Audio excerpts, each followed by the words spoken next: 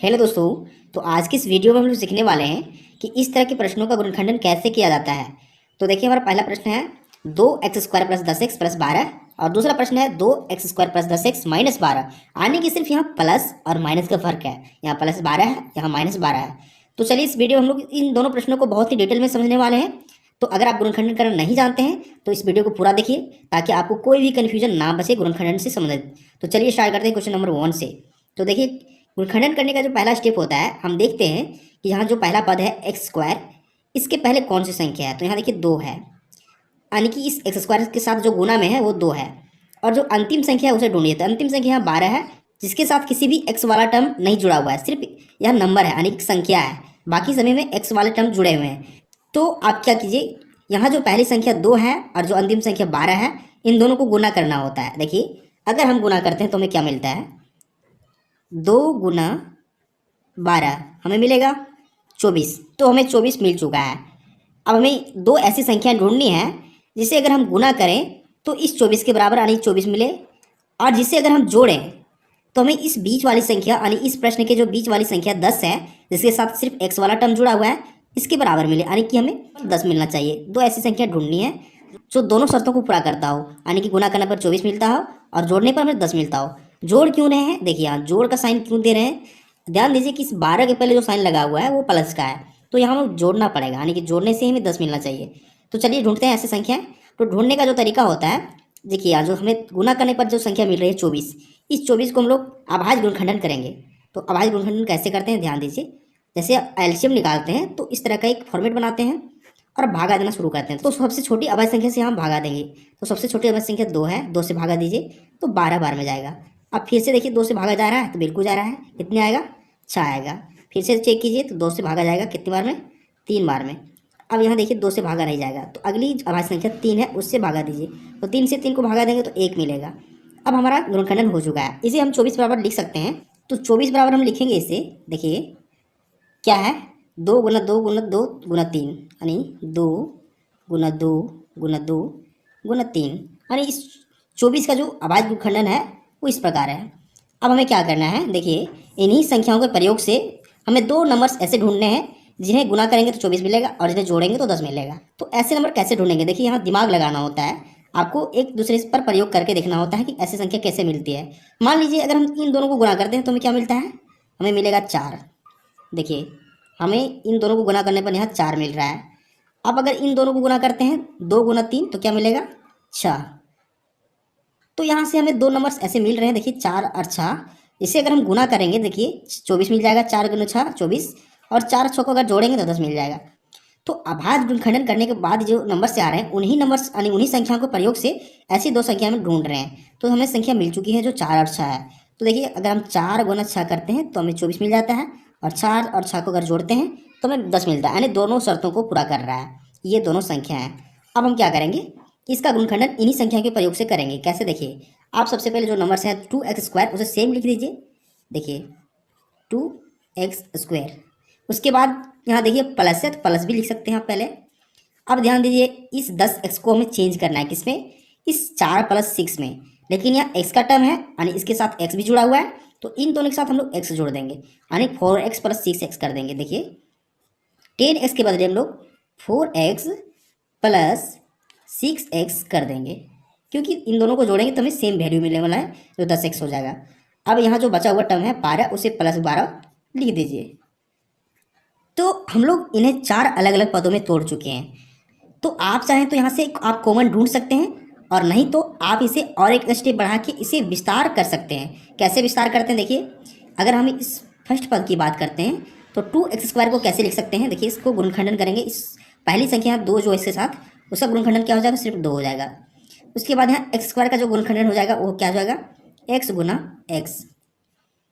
अब यहाँ 4x की बात हो रही है, प्लस दीजिए पहले। 4x को क्या लिख सकते हैं, 2 गुना x। इसी प्रकार इसको भी विस्तार करना है, यानी कि एक्सपेंड करना है। तो देखिए प्लस यहाँ साइन देंगे, पहले प्लस है तो 6 को क्या लिख सकते हैं, 2 गुना 3, और फिर x है तो गुना में x। 12 को क्या लिख सकते हैं, देखिए 12 का जो गुणनखंडन है वो ये है, 2 गुना 3 लिख सकते हैं, प्लस देखिए 2 गुना 3। अब ध्यान दीजिए ये जो टर्म्स आ रहा है, ये इन चारों पदों का विस्तार रूप है, यहाँ से यहाँ तक, फिर यहाँ से यहाँ तक। अब क्या करना है कि इन्हीं में कॉमन ढूंढना है, इन दोनों नज़दीक यानी एक दूसरे के नज़दीक वाली पदों में से कॉमन ढूंढना है, फिर इन दोनों में से कॉमन ढूंढना है। तो कॉमन ढूंढते हैं कैसे, देखिए कॉमन का मतलब क्या है, जो दोनों में अवेलेबल हो। कैसे, देखिए आप मान लीजिए यहाँ जो दो है उसे ढूंढिए, दो इसमें है क्या, तो इसमें भी दो है, यानी कि दोनों में अवेलेबल है, तो यहाँ से दो दोनों में है तो दो कॉमन आ गया। फिर एक्स की बात कीजिए तो एक्स यहाँ भी है और एक्स यहाँ भी है, तो एक्स यहाँ से कॉमन आ गया, यानी 2x कॉमन आ चुका है। अब देखिए यहाँ कुछ कॉमन है तो फिर से ढूंढिए, तो कॉमन यहाँ कुछ नहीं बचा हुआ है, अलग अलग टर्म्स हैं।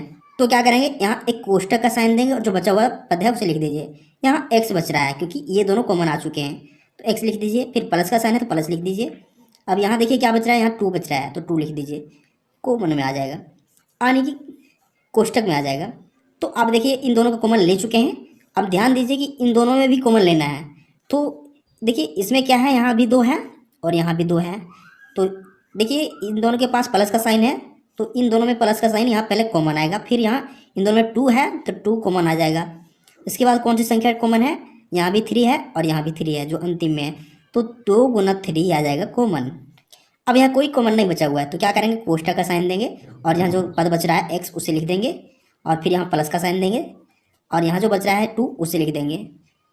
अब देखिए यहाँ सबसे पहले चेक करना होता है कि जो दोनों कोष्टक में आ रहा है इसके अंदर सेम पद है या नहीं। तो यहाँ x+2 यहाँ भी है कोष्टक के अंदर और x+2 यहाँ भी है, यानी कि कोष्टक के अंदर दोनों पद अगर एक समान हो, यानी एक समान पद मिल रहे हैं, तो इसका मतलब है कि हमारा गुणनखंडन सही बन रहा है, ये दोनों कोष्टक के पद मिलने चाहिए।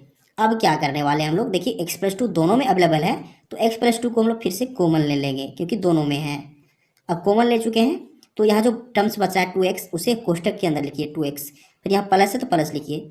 अब यहाँ क्या बच रहा है, 2 गुना 3 बच रहा है, 2 गुना 3 मतलब 6 बच रहा है, तो 6 लिखिए, यानी कि x+2 इसे लिख सकते हैं कॉमन देके x+2 इंटू 2x+6 जो बन रहा है, ये इस प्रश्न का गुणनखंडन हो जाएगा, यही हमारा फाइनल आंसर हो जाएगा। तो ये तरीका होता है गुणनखंडन करने का। हम लोग फर्स्ट सवाल हल कर चुके हैं, अब हम लोग सेकंड सवाल हल करेंगे, लेकिन आप क्वेश्चन 2 को स्किप मत कीजिए, इसे पूरा देखिए क्योंकि यहाँ माइनस का साइन लगा हुआ है, यहाँ प्लस था यहाँ माइनस का साइन लगा हुआ है, और माइनस के साइन में स्टूडेंट को काफ़ी डाउट होता है, आप इसको क्लियर करके ही जाइए। तो स्टार्ट करते हैं क्वेश्चन नंबर 2 से। देखिए फिर वही करना है कि यहाँ जो पहली संख्या 2 है और अंतिम संख्या 12 उसको गुना करेंगे। तो जानते हैं अगर हम 2 गुना 12 करेंगे तो हमें मिलने वाला है 24। आप ध्यान दीजिए इस 24 का अभाज्य गुणनखंडन क्या था, 2 गुना 2 गुना 2 गुना 3, इसे लिख सकते हैं 24 बराबर, देखिए 2 गुना 2 गुना 2 गुना 3, ये होगा 24 का अभाज्य गुणनखंडन। अब क्या करना है कि हमें दो ऐसी संख्या ढूंढनी है, देखिए जिसे अगर हम गुना करें तो हमें 24 मिलेगा, और जिसे अगर हम माइनस करें तो हमें बीच वाली संख्या 10 मिलेगा। आपके मन में सवाल उठ सकता है कि यहाँ माइनस क्यों करना है, क्योंकि यहाँ जो अंतिम संख्या है उसके पहले साइन क्या लगा हुआ है, यहाँ माइनस लगा हुआ है, तो हमें माइनस ही करना पड़ेगा यानी घटाना पड़ेगा। तो ऐसी दो संख्या कौन सी है जिसे घटाने पर हमें 10 मिले और गुना करने पर हमें 24 मिले, वो कहाँ से मिलेगा, तो इन चारों गुणनखंडों में से हमें मिलेगा। इन्हीं चारों गुणनखंडों के प्रयोग से हमें संख्या ढूंढनी है।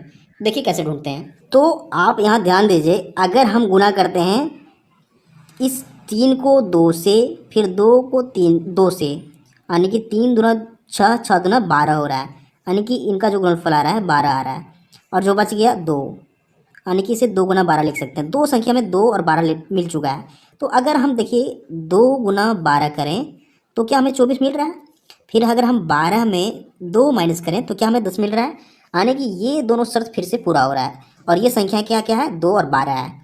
तो इन्हीं संख्याओं के प्रयोग से अब हम इसका गुणनखंडन करेंगे। कैसे, फिर से वही काम करना है। यहाँ जो पहला पद है 2x² उसे सेम लिखिए 2x²।